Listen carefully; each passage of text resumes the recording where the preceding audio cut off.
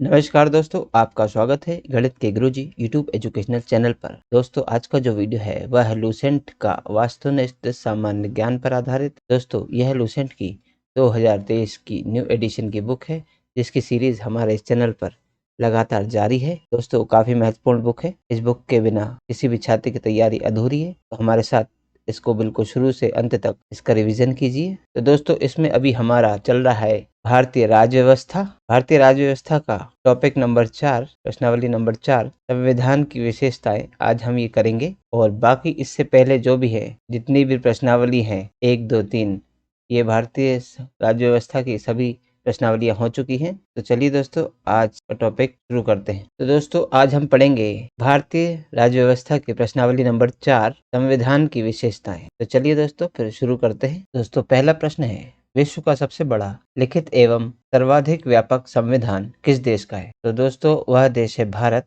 जिसका संविधान सबसे बड़ा लिखित एवं सर्वाधिक व्यापक संविधान है। अगला प्रश्न है प्रश्न नंबर 2, भारतीय संविधान कैसा है? भारतीय संविधान जो है वो अंशतः कठोर व अंशतः लचीला माना जाता है। अगला प्रश्न है प्रश्न नंबर 3, भारत का संविधान किस प्रकार का है? भारत का संविधान नम्य और अनम्य दोनों ही प्रकार का है। अगला प्रश्न है, भारत के संविधान में भारत को क्या माना गया है? तो दोस्तों, भारत के संविधान में भारत को राज्यों का एक यूनियन माना गया है, या राज्यों का एक संघ भी बोल सकते हैं, जिसको ऑप्शन सी इसमें करेक्ट आंसर होगा। अगला प्रश्न है प्रश्न नंबर 5, भारत एक धर्मनिरपेक्ष देश है, इसका क्या तात्पर्य है? तो दोस्तों, भारत एक धर्मनिरपेक्ष देश है, इसका यह तात्पर्य है कि उसका राज्य स्तर पर कोई धर्म नहीं है। अगला प्रश्न प्रश्न नंबर 6, निम्नलिखित कथनों में से कौन से सही है ये बताना है। तो दोस्तों, इनमें से जो सही है वह है, भारत एक संसदात्मक प्रजातंत्र है। ऑप्शन डी इसमें करेक्ट आंसर होगा। अगला प्रश्न है प्रश्न नंबर 7, भारतीय संविधान के संबंध में कौन सा कथन सही है? तो दोस्तों, भारतीय संविधान के संबंध में जो कथन सही है इनमें वह है कि यह दूसरे देशों के संविधान से प्रभावित है। और दोस्तों, संविधान के संबंध में जो बात गलत है वह ये है कि यह एक मौलिक संविधान है। नहीं, यह दूसरे देशों के संविधान की बिल्कुल नकल है। नहीं, ऐसा भी नहीं है। और उपयुक्त सभी कथन गलत है।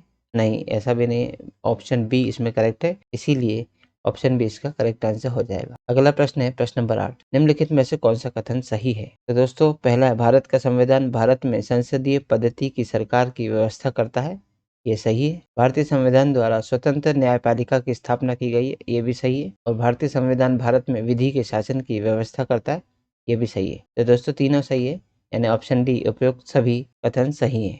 ऑप्शन डी इसमें करेक्ट आंसर हो जाएगा। अगला प्रश्न है प्रश्न नंबर 9, निम्नलिखित में से कौन सा कथन सही नहीं है? दोस्तों, जो हमें सही नहीं है वह बताना है। तो दोस्तों, इसमें जो सही नहीं है वह है ऑप्शन नंबर डी, कि संविधान के प्रवर्तन के समय ही संविधान में मूल कर्तव्य शामिल है। ऑप्शन डी इसमें करेक्ट आंसर हो जाएगा। तो दोस्तों, बाकी और जो है ABC, ये तीनों सही है। हम एक बार इसको पढ़ लेते हैं। भारतीय संविधान निर्मित, लिखित और सर्वाधिक व्यापक है। ये सही है। भारत का संविधान प्रभुत्व संपन्न, लोकतंत्रात्मक, पंथ निरपेक्ष तथा समाजवादी संविधान है। ये भी सही है। और भारतीय संविधान में मूल अधिकारों को समाविष्ट किया गया है। ये भी सही है। लेकिन ऑप्शन जो डी है वह सही नहीं है, इसलिए ऑप्शन डी इसमें करेक्ट आंसर हो जाएगा। अगला प्रश्न है प्रश्न नंबर 10, निम्नलिखित में से कौन सा कथन सही है? इनमें हमको बताना है कौन सा कथन सही है। तो पहला है, भारतीय संविधान में कई विदेशी संविधान के तत्वों का समावेश किया गया है। बिल्कुल सही है। भारतीय संविधान एकल नागरिकता का प्रावधान करता है। ये भी सही है। भारतीय संविधान वयस्क मताधिकार की व्यवस्था करता है। ये भी सही है। तो दोस्तों, इसमें ऑप्शन डी उपयुक्त सभी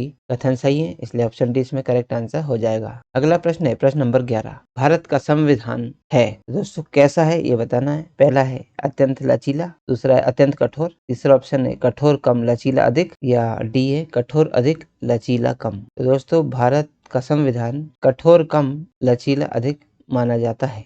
ऑप्शन सी इसमें करेक्ट आंसर होगा। अगला प्रश्न है प्रश्न नंबर 12, भारतीय संविधान का स्वरूप किस प्रकार का है? भारतीय संविधान का स्वरूप है संरचना में संघात्मक, भावना में एकात्मक। दोस्तों, भारतीय संविधान का स्वरूप माना गया है संरचना में संघात्मक और भावना में एकात्मक। अगला प्रश्न है प्रश्न नंबर 13, भारतीय संविधान भावना में एकात्मक है क्यों? तो दोस्तों, भारतीय संविधान भावना में एकात्मक इसलिए है क्योंकि केवल संसद को संवैधानिक संशोधन प्रक्रिया आरंभ करने का अधिकार है। कुछ स्थितियों में संसद को राज्य के लिए कानून बनाने के अधिकार है। और अखिल भारतीय सेवाओं के कारण यह एकात्मक है।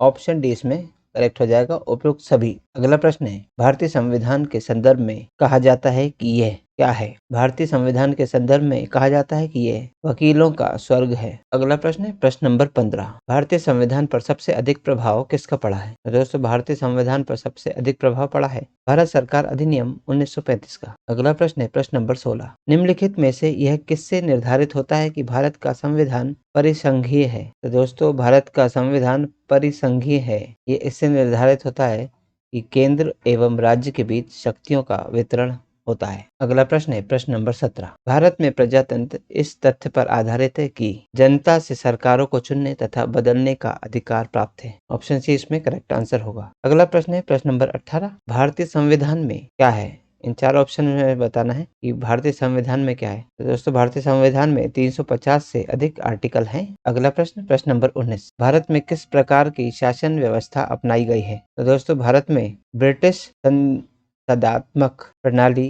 प्रकार की शासन व्यवस्था अपनाई गई है। अगला प्रश्न है प्रश्न नंबर 20। भारतीय राजनीतिक व्यवस्था में इनमें से कौन सर्वोच्च है? तो दोस्तों इनमें बताना है कि सर्वोच्च कौन है। सर्वोच्च न्यायालय, संविधान, संसद या फिर धर्म। तो दोस्तों सर्वोच्च है संविधान। भारतीय राजनीतिक व्यवस्था में संविधान जो है वह सर्वोच्च है। अगला प्रश्न है प्रश्न नंबर 21। भारतीय संविधान के वृहद होने का क्या कारण है? भारतीय संविधान के वृहद होने का कारण है कि इसमें संघ तथा राज्य दोनों सरकारों का संविधान है। वृहद यानी बड़ा होता है। तो दोस्तों भारतीय संविधान के बड़े होने का कारण क्या है कि इसमें संघ तथा राज्य दोनों सरकारों के संविधान सम्मिलित हैं। अगला प्रश्न है प्रश्न नंबर 22। भारतीय संविधान का अभिभावक कौन है? भारतीय संविधान का अभिभावक है सर्वोच्च न्यायालय यानी कि सुप्रीम कोर्ट। अगला प्रश्न प्रश्न नंबर 23। भारत में वयस्क मताधिकार की उम्र सीमा क्या है? वयस्क मताधिकार की उम्र सीमा है 18 वर्ष। अगला प्रश्न है प्रश्न नंबर 24। भारतीय संघीय व्यवस्था की एक विशेषता है। तो दोस्तों भारतीय संघीय व्यवस्था जो है उसकी यह विशेषता है कि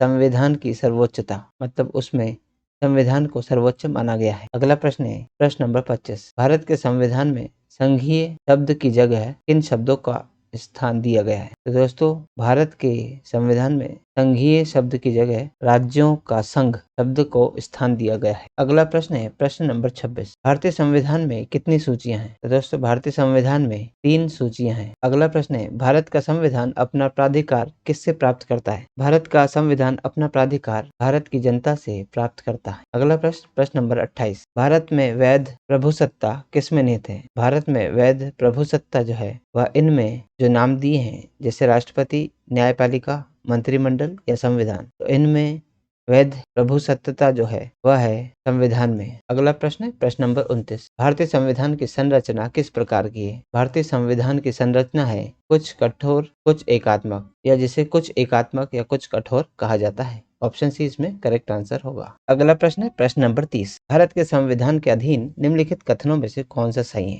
तो दोस्तों भारत के संविधान को ध्यान में रखते हुए हमें बताना है कि ये 5 कथनों में से कौन से कथन सही है। तो पहला है संविधान सर्वोच्च है, बिल्कुल सही बात है। दूसरा है संघ तथा राज्य सरकारों के बीच शक्तियों का स्पष्ट विभाजन है, ये भी सही है। तीसरा है संविधान के संशोधन के लिए विहित प्रक्रिया का अनुसरण करना होता है, बिल्कुल सही है। ये तीनों सही है। और चौथा है संघ की संसद तथा राज्य विधानसभाएं संप्रभु हैं, नहीं ये गलत है। संप्रभु तो केवल संविधान ही है। मूल अधिकारों की परिधि को निर्धारित करने के लिए संविधान की उद्देशिका का अवलंब नहीं लिया जा सकता, नहीं ऐसा नहीं है, बिल्कुल लिया जा सकता है। तो ऑप्शन जो 5वां कथन है वो भी गलत है। तो दोस्तों इसमें 1, 2, 3 पहला, दूसरा, तीसरा कथन सही है, तो ऑप्शन डी इसमें सही उत्तर हो जाएगा, क्योंकि हमें इनमें जो सही है वही बताने थे। ऑप्शन डी इसका करेक्ट आंसर होगा। अगला प्रश्न है प्रश्न नंबर 31। लिखित संविधान की अवधारणा में सर्वप्रथम कहाँ जन्म लिया? लिखित संविधान की अवधारणा ने सर्वप्रथम फ्रांस में जन्म लिया। अगला प्रश्न है प्रश्न नंबर 32। निम्नलिखित में से कौन सा एक भारतीय संविधान का दर्शन नहीं है? तो दोस्तों भारतीय संविधान का जो इसमें दर्शन नहीं है वह है साम्यवादी राज्य, जबकि कल्याणकारी राज्य, समाजवादी राज्य और राजनीतिक समानता यह भारतीय संविधान के दर्शन है। अगला प्रश्न है प्रश्न नंबर 33। दोस्तों कथन ए दिया है और उसका दिया है कारण आर। तो कथन क्या है कि भारतीय संविधान अर्ध संघात्मक है, ये सही है। कारण क्या है कि भारतीय संविधान ना तो संघात्मक है और ना ही एकात्मक, बिल्कुल सही है। तो दोस्तों कह रहा है कि भारतीय संविधान ना ही संघात्मक है और ना ही एकात्मक, इसीलिए भारतीय संविधान अर्ध संघात्मक है। तो इसका कारण बिल्कुल सही बता रहा है। तो दोस्तों ऑप्शन ए और आर दोनों सही है, तथा आर ए की सही व्याख्या करता है। तो ऑप्शन ए इसमें करेक्ट आंसर हो जाएगा। अगला प्रश्न है प्रश्न नंबर 34। इनमें से कौन सा भारतीय संघीय व्यवस्था में एकात्मक तत्व है? भारतीय संघीय व्यवस्था में एकात्मक तत्व है वह है राज्यपालों की नियुक्ति, राज्यसभा में असमान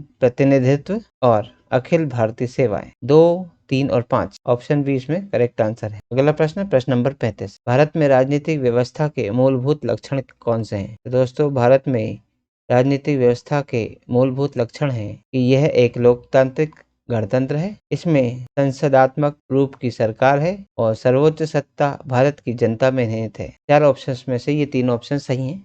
ऑप्शन बी इसमें करेक्ट आंसर हो जाएगा। अगला प्रश्न है निम्नलिखित में से कौन सी विशेषता भारतीय संघ और अमेरिकी संघ दोनों में साझी है? तो दोस्तों भारतीय संघ और अमेरिकी संघ दोनों में एक जैसी जो है वह है संविधान की व्याख्या के लिए संघीय उच्चतम न्यायालय है। ऑप्शन डी इसमें करेक्ट आंसर होगा। अगला प्रश्न प्रश्न नंबर 37। निम्नलिखित में से कौन भारतीय राज्य व्यवस्था में सर्वोच्च है? तो दोस्तों संसद, सर्वोच्च न्यायालय, संविधान और धर्म, इनमें सर्वोच्च कौन है? वह है संविधान। ऑप्शन सी इसमें करेक्ट आंसर होगा। अगला प्रश्न है भारतीय संविधान का आप किस प्रकार वर्णन करेंगे? आकार में मध्यम, बहुत छोटा एवं सुसंहत या विश्व के सबसे विस्तृत संविधानों में से एक, या यह लिखित संविधान नहीं है? तो दोस्तों इसमें से सी ऑप्शन सही है कि विश्व का सबसे विस्तृत संविधानों में से एक, यानी कि बहुत बड़ा भी है और विस्तार पूर्वक इसको लिखा गया भी है। ऑप्शन सी करेक्ट आंसर होगा। अगला प्रश्न है किसने कहा कि भारत एक अर्ध संघात्मक राज्य है? यह कहा था